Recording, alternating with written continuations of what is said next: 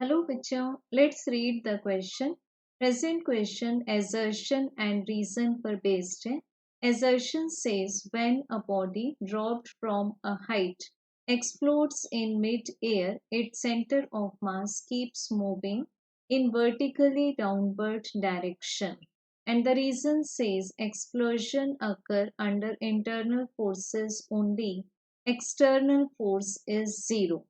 सो बच्चों हमें एजर्शन में गिवन है सपोज ले लेते हैं यहाँ पर एक ग्राउंड लेवल और इस पर लेते हैं हमें किसके ऊपर एक specific height let this height is H.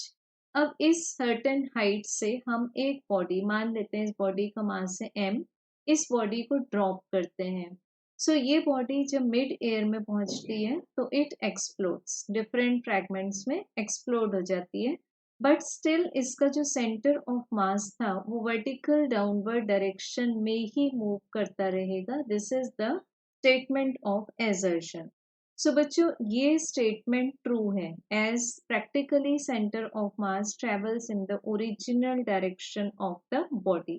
अब बच्चों यहाँ पर हमें इसका रीजन बताया हुआ है कि एक्सप्लोजन सिर्फ इंटरनल फोर्सेस के कारण होता है, एक्सटर्नल फोर्सेस जीरो हैं।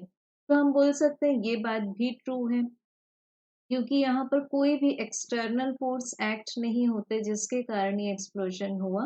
सो जो एक्सप्लोजन का मेन रीजन था that was only the internal force. But इसके कारण क्या होगा, अगर हमारे पास some of external forces zero है तो we can apply the law of conservation of linear momentum. It means system का linear momentum before collision means before explosion equals रहेगा summation of linear momentum of the system after explosion. So what we can say that the assertion is true as well as the reason is true.